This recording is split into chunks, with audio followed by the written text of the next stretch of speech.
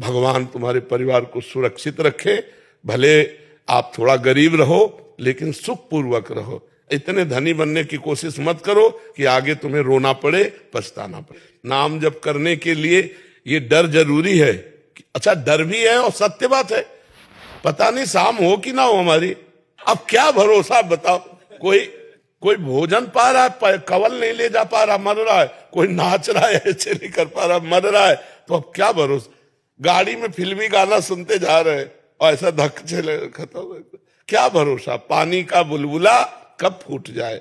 अंजुली कस के चाहे जितना पकड़ लो, पानी टिकेगा नहीं, पूरा खाली हो जाएगा। ऐसे ही चाहे जितना तुम मकरत ध्वज खाओ, चाहे सोने के भस्म खाओ, मरोगे पक्का।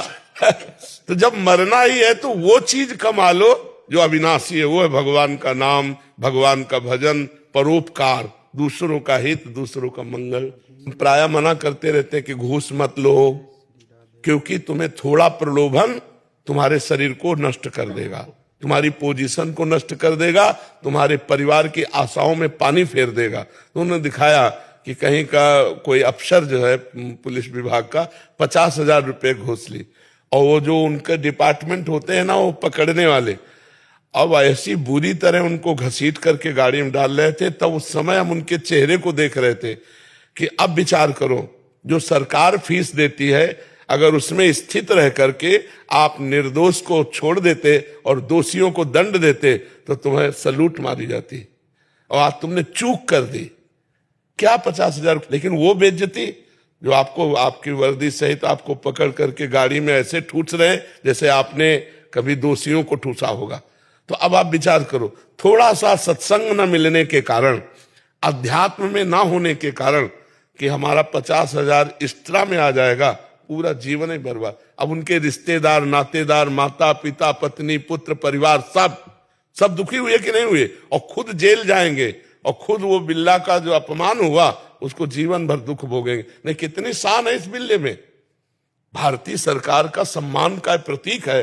आप अपने धर्म से चले तो कितना जोर का है।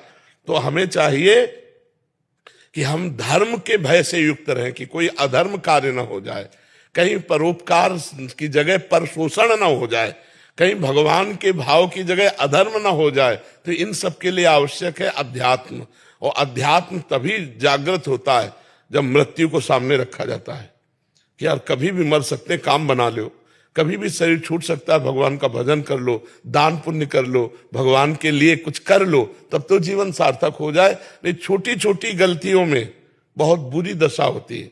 और खास करके हम लोग प्रलोभन में मारे जाते हैं, प्रलोभन में मारे जाते हैं।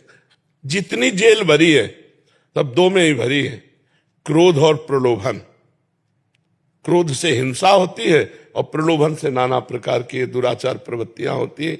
इसलिए अध्यात्म को स्वीकार करो, भगवान का नाम जप करो, और अपने कमाई से जीना सीखो, अधर्म की कमाई से नहीं। 100 रुपया तुम्हारी कमाई के तो परिवार में यार जाके नमक रोटी खा के चैन से सो जाओगे।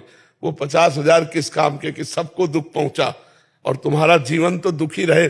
कभी सर उठा के चलने लायक आदमी नहीं होगा। अगर इज्जतदार हो तो सोचो, ऐसा हमें नहीं चाहिए वो 50,000 रुपये जिसमें हमारे को नेत्र झुकाने पड़े। हम सिंह की तरह नेत्र रखेंगे, हमारे जो सरकार देती है उसी से जिएंगे, तो आपकी एक इज्जत रहेगी, आपकी एक शान रहेगी। ऐसे ही जैसे वकील आते हैं, जज आते हैं, तो हम यही प्रार्थना करते हैं कि आप अपने धर्म में रहिएगा, धर्म के विरुद्ध प्रलोभन में मत फंसिएगा। नहीं, आपको लगेगा कि बड़ा लाभ मिल रहा है, लेकिन जिनके लिए लाभ मिल रहा है वही नहीं रहेंगे तो लाभ किसका।